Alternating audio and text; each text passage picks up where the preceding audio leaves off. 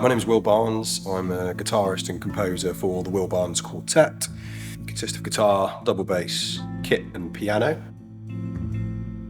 We've made a new LP which draws inspiration from the landscape of Mid Wales and the Marches, and we're doing 2 launch nights here at the Oriel Davies in collaboration with artist Erin Hughes.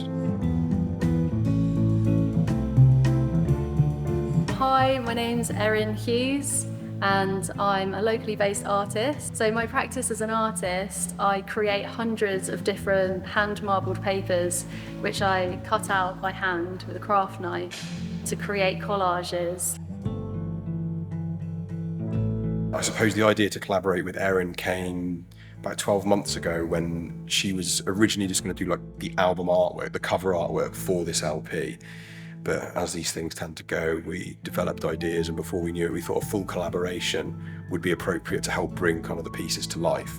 So each piece on the album represents a different place or a different area in Mid Wales.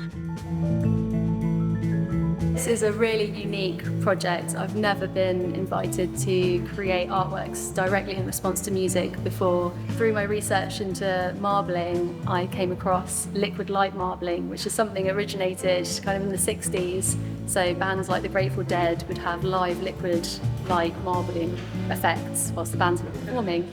And so when Will first invited me to create some visuals for the band, I immediately thought how exciting it would be to have live liquid light marbling visuals directly, like intuitively responding to the live performance of the band.